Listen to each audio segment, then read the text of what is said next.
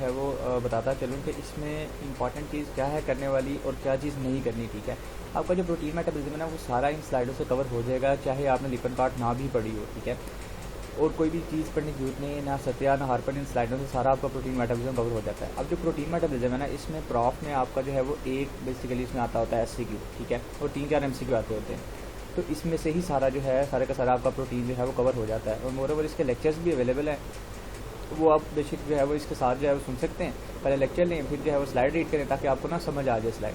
ठीक हो गया। अच्छा, तो जब आप ये स्लाइडें सारी कर चुके हो ना, तो लिपिड गार्ड से जस्ट आपने एक ये चीज़ करनी होती है कि कौन से अमीनो एसिड हैं जो कि ग्लूकोनियोजेनिक हैं, या कौन से अमीनो एसिड हैं जो कि सक्सिनाइल को ए दे रहे हैं, कौन से ऐसे हैं जो एसिटाइल को ए दे रहे हैं। इस तरह का एक सवाल हमें आया था टेस्ट में कि आप जो है वो 4-5 अमीनो एसिड लिखें जो कि सक्सिनाइल को ए बना रहे हैं और किस पाथवे के जरिए बना रहे हैं। तो वो लिपिड गार्ड में उसने समराइज़ करके लिखे में, वो आपने वहाँ से एट द एंड देखना है जब आप स्लाइडें कर चुके हो। अब मैं इन स्लाइडों की तरफ मूव करता हूँ, आपको मैं बता दूँ ताकि आपने इसमें से जो है वो क्या चीज़ नहीं करनी और क्या चीज़ ज़्यादा इंपॉर्टेंट जो की जाती है। सिलेबस आपका ये सारा ये दिया हुआ है, सारा नहीं करना, जो मैं बताऊँ नहीं करना उसको नहीं है ज़रूरत करनी। बिस्मिल्लाह करते हैं। ये वाला बस आपने रीड ही करना है, इसमें कोई ऐसा कोई इंपॉर्टेंट बात नहीं है, बस ये रीड वाली बात है।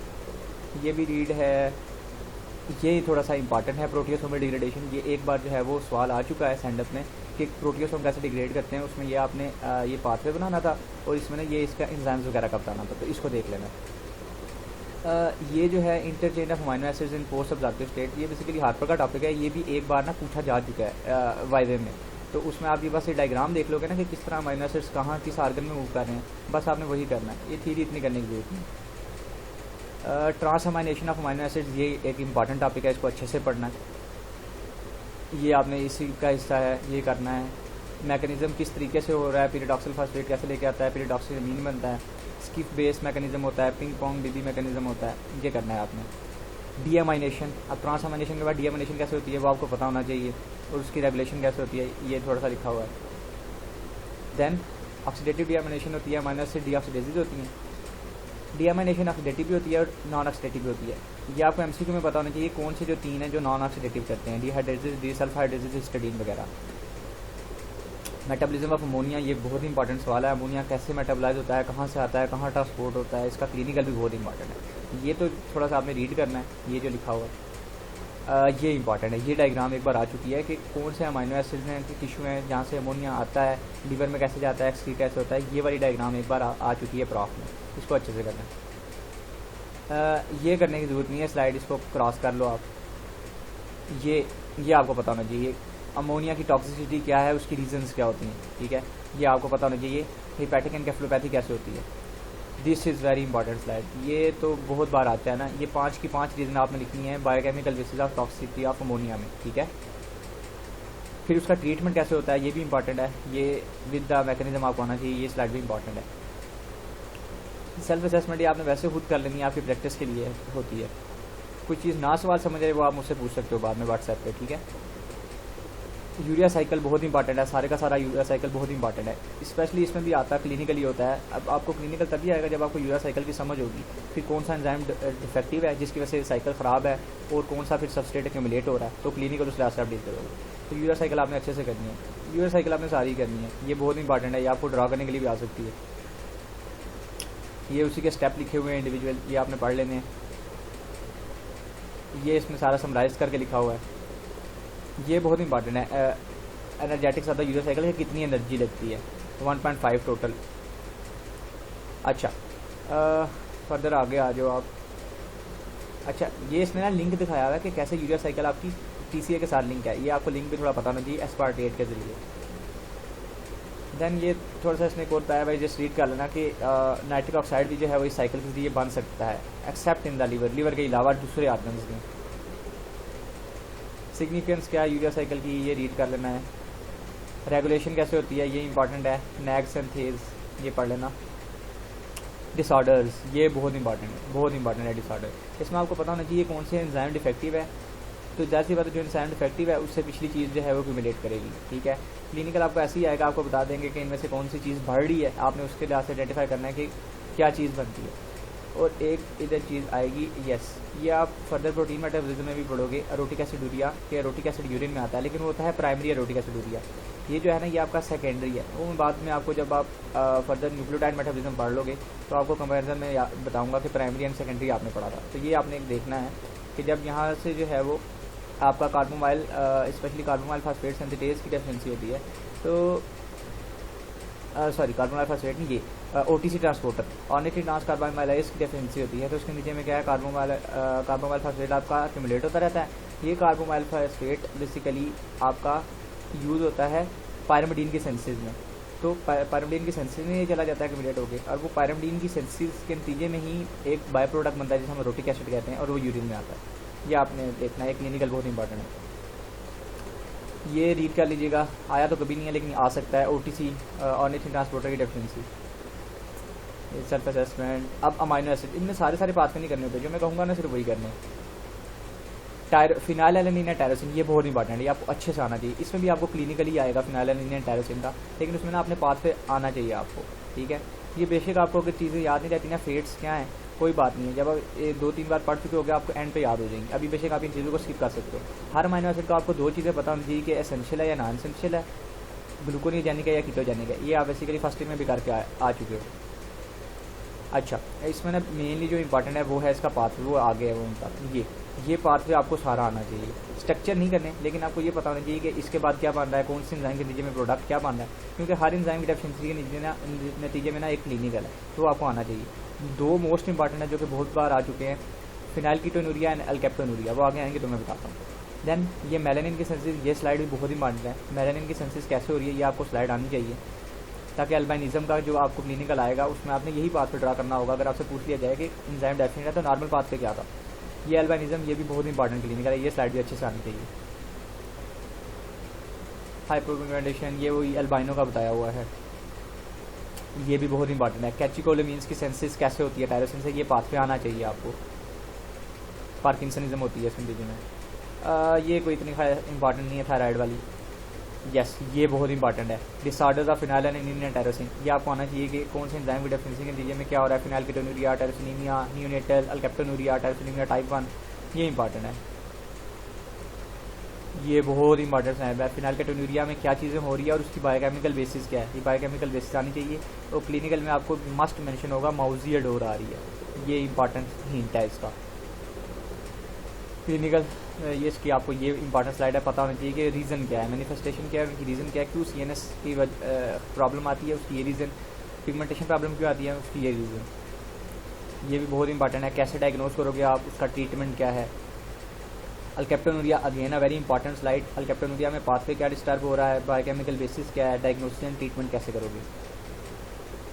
ये वाली आपने MCQs के लिए देख लेनी है, इतनी इंपॉर्टेंट नहीं है, रिटर्न में नहीं आती होती है। MCQ में आपको पता होना चाहिए कि एंजाइम कौन सा डेफिशिएंट है। और इसमें एक इंपॉर्टेंट बात होगी, इसमें एक चीज, यस, ये MCQ में आता होता है। कैबेज लाइक डोर किस में आती है, टायरोसिनीमिया टाइप 1 में, ये देख लेना। आगे आ जाए ट्रिप्टोफैन, ट्रिप्टोफैन में ये वाला नहीं करना, जो मैं कहूँगा वो करना है। आगे आ जाओ, ट्रिप्टोफैन में ना ये वाला आपने करना है, ये वाला पाथवे ना क्या करना है, काइनुरिन पाथवे, ये चीज़ नहीं करनी, ये वाला काइनुरिन पाथवे ये आपने करना है, ठीक है। सेरोटोनिन पाथवे, ये इंपॉर्टेंट है, कैसे सेरोटोनिन बन रहा है ट्रिप्टोफैन से, ये पाथवे भी इंपॉर्टेंट है, ये करना है आपने।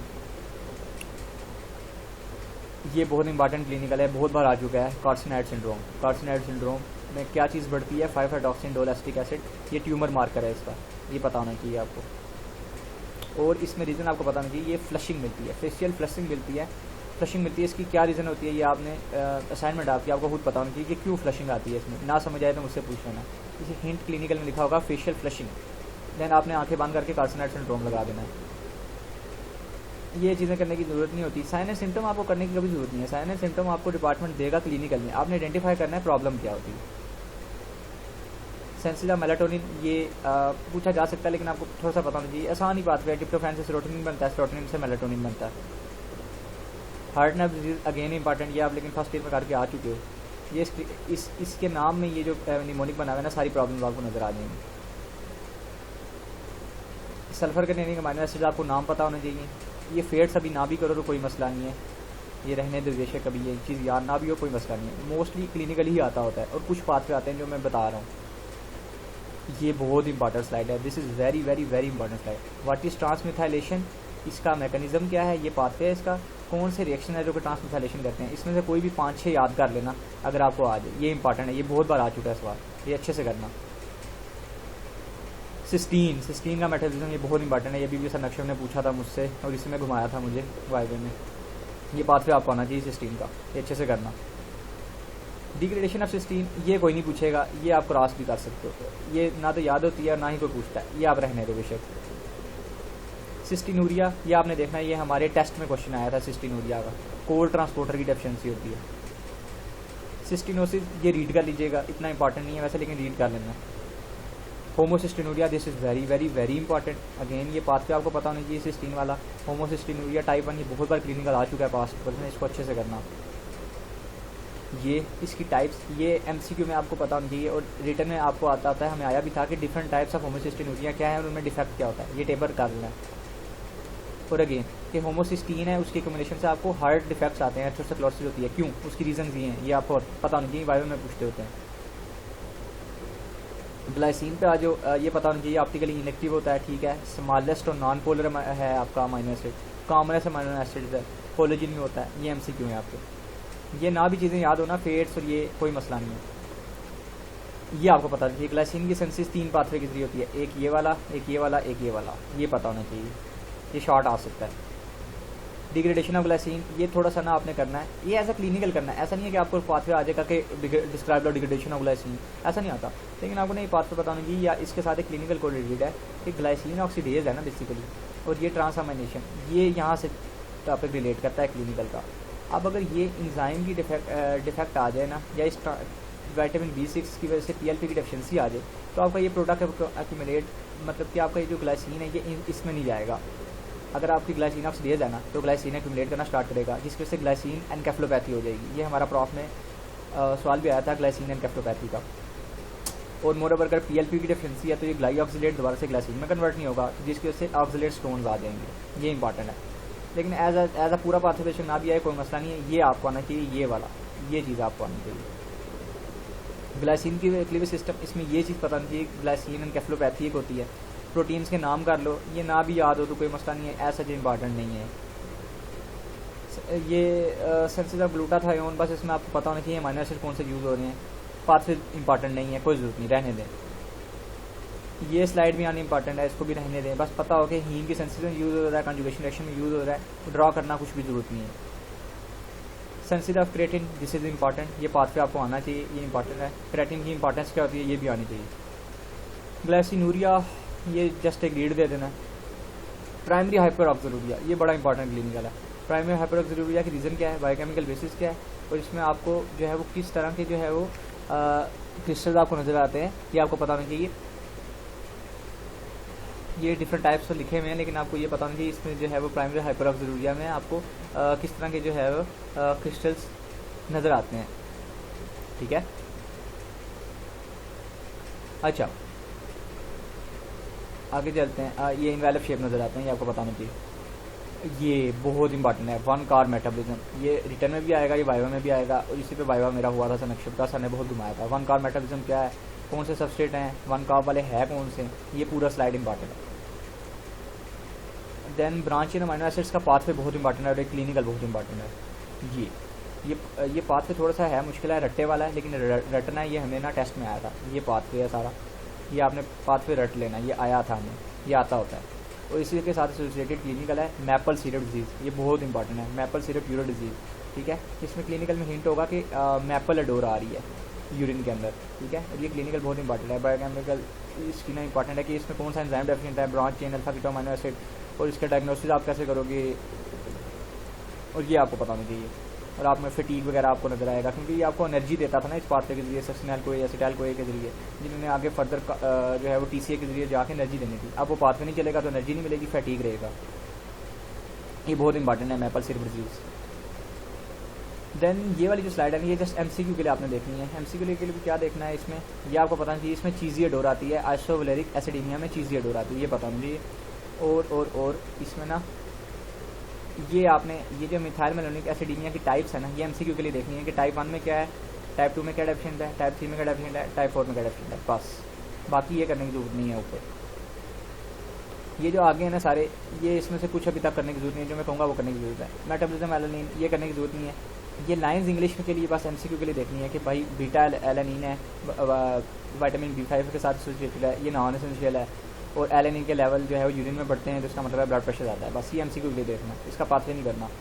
ये भी नहीं करनी स्लाइड, ये पता नहीं चाहिए कि भाई ये ट्रांसएमिनेशन में है, नॉन एसेंशियल है, बस ये वाली इंग्लिश करनी है, ये पाथवे नहीं करना। ये भी नहीं करना थ्रियोनिन का, ये एमसीक्यू है कि ये it doesn't participate in the transamination. Threonine नहीं करता, प्रोनिन नहीं करता, सेरीन भी नहीं करता। आगे आ जाओ, ये बहुत इंपॉर्टेंट है। मेटाबॉलिज्म, हिस्टडीन, प्रोलीन आदि, ये पाथवे आपको आना चाहिए। स्ट्रक्चर नहीं करने, लेकिन ये ड्रा करना आना चाहिए इंग्लिश के लिहाज से। ये आया हुआ भी है कि एट द एंड आपको ग्लूटामेट कैसे मिल रहा है, हिस्टडीन के पाथवे के जरिए, प्रोलीन के पाथवे के जरिए, आर्जिनिन के पाथवे के जरिए आपको ग्लूटामेट मिल रहा है। ग्लूटामेट से अल्फा कीटोग्लूटारेट मिल रहा है, जो कि फर्दर टीसीए में जाएगा और एनर्जी मिलेगी। Disorders of histidine, this is also important, specially important इसमें कि फिगलू हिस्टडीज की डेफिशिएंसी हो गया तो हिस्टडीनीमिया हो गया, ब्लड में हिस्टडीन का लेवल बढ़ जाएगा। और फिगलू टेस्ट क्या होता है ये आपको आना चाहिए। ये करने की, हाँ यस, ये करने की जरूरत है, ये वाला कि ग्लूटामेट से ग्लूटामिन बनता है और ग्लूटामेट से अल्फा कीटोग्लूटारेट बनता है, ये वाला करने की जरूरत है। ये बेशक ना करो, ये थोड़ा सा देखना। गाबा शंट, ये भी इतना इंपॉर्टेंट नहीं है, कोई इतना इंपॉर्टेंट नहीं है, बस ये थोड़ा सा पता हो विटामिन B6 डेफिशिएंसी एंड गाबा, ये ज़रूरत नहीं है इतना। लाइसिन का ये भी करने की ज़रूरत नहीं है, बस ये पता हो कि लाइसिन जो है वो सीरियल प्रोटीन्स में होता है, ट्रांसफॉर्मेशन में पार्टिसिपेट नहीं करता, ये बात पे करने की जरूरत नहीं है। Synthesis of carnitine, synthesis of carnitine, ये भी करने की जरूरत नहीं है कार्निटीन वाला। बस इसमें ये पता होना कि इसके 4 स्टेप रिएक्शन है, ऑक्सीडेशन है, सेपरेटिंग है, डिहाइड्रोजनेशन है और ऑक्सीडेशन है, ये करने की जरूरत नहीं है। मेटाबॉलिज्म ऑफ सेरीन, ये भी करने की जरूरत नहीं है। फेट्स ऑफ सेरीन, और ये करने की जरूरत नहीं है। ये this is important. What are biogenic amines, give some examples, ये आपने कुछ कर लेनी है, 4-5 कर लेनी है, ये इंपॉर्टेंट है, ये आया हुआ है एक बार। न्यूरोट्रांसमीटर, ये बस एमसीक्यू के लिए आपने करना है कि गाबा इटसेल्फ क्या है, इनहिबिटरी न्यूरोट्रांसमीटर है। ग्लाइसिन भी क्या है, इनहिबिटरी न्यूरोट्रांसमीटर है। गाबा जो है वो ब्रेन का इनहिबिटरी है, और ग्लाइसिन आपका स्पाइनल कॉर्ड का इनहिबिटरी होता है। और गाबा बनता किससे है, ग्लूटामेट से, लेकिन ग्लूटामेट इटसेल्फ क्या है, एक्साइटेटरी। बस ये एमसीक्यू करना कि ग्लूटामेट क्या है, इटसेल्फ एक्साइटेटरी होता है, लेकिन जो इससे बनता है न्यूरोट्रांसमीटर गाबा, वो इनहिबिटरी होता है, बस। बाकी ये आपका ख़त्म हो जाता है। जज़ाकल्लाहु खैरा, यही इंपॉर्टेंट है, यही आते होते हैं, मोस्टली क्लिनिकल ही आता होता है। सो जज़ाकल्लाहु खैरा।